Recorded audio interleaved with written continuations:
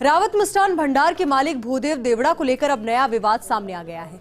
रावत मिष्ठान भंडार के मालिक भूदेव देवड़ा पर दिसंबर 2018 में गलत जानकारी देकर पासपोर्ट री इश्यू कराने का आरोप है। जानकारी के मुताबिक देवड़ा का पासपोर्ट जब री इश्यू किया गया उस समय उनके खिलाफ कोर्ट में 2 मामले चल रहे थे। अब गलत जानकारी देकर पासपोर्ट री इश्यू करवाने और विदेश यात्राएं करने को लेकर मामला गर्मा गया है। इसी पर पेश है हमारी ये स्पेशल रिपोर्ट। रावत मिष्ठान भंडार के मालिक भूदेव देवड़ा इस समय विवादों में चल रही हैं। पहले रावत मिष्ठान भंडार की कचौरी में छिपकली निकलने का मामला सामने आया था। अब इसके ओनर भूदेव देवड़ा पर गलत जानकारी देकर पासपोर्ट बनवाने के आरोप लगे हैं।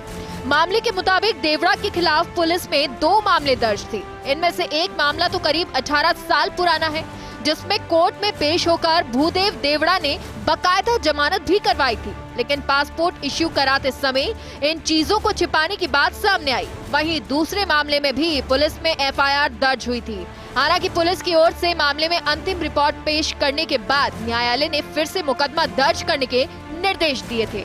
फर्म रावत मिष्ठान भंडार में कार्यरत परिवादी दयानंद शर्मा ने दर्ज कराई थी एफआईआर।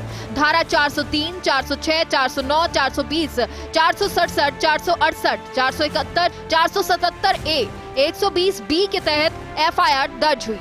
कर्मचारी ने वेतन हड़पने, बोनस, ग्रेजुटी नहीं देने का आरोप लगाया था। कर्मचारी ने बताया कि वेतन कागजों में 35,000 था, लेकिन देते केवल 19,000 रुपए थे।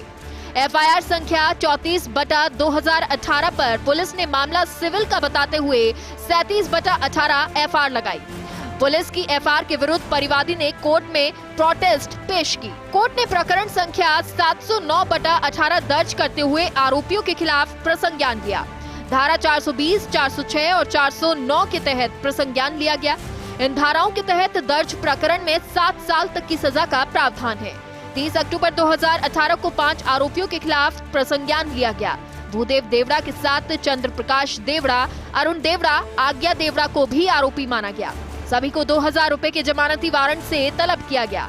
मुकदमे में कोर्ट की ओर से बार-बार समन और जमानती वारंट जारी हुआ। हालांकि आरोपी कोर्ट में पेश नहीं हुए और वारंट की तामीली नहीं करवाई गई।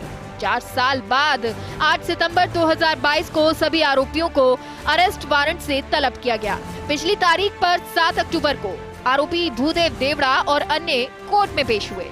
इसके अलावा रावत मिष्ठान भंडार के मिलावट से जुड़े एक केस में भी देवड़ा ने 26 अप्रैल 2018 को जमानत करवाई थी। इन 2 मामलों में न्यायालयी केस होने के बावजूद देवड़ा ने अपना पासपोर्ट री इश्यू करवाया। बड़ी बात यह है कि कोर्ट की ओर से जमानती वारंट से तलब किए जाने के बाद आरोपी ने जब पासपोर्ट री इश्यू कराया तो इसमें सूचनाएं छिपाई गई। पासपोर्ट एक्ट 1967 के प्रावधानों के अनुसार जानकारी देनी होती है। आवेदक को पासपोर्ट फॉर्म के कॉलम संख्या 7 में जानकारी देनी होती है।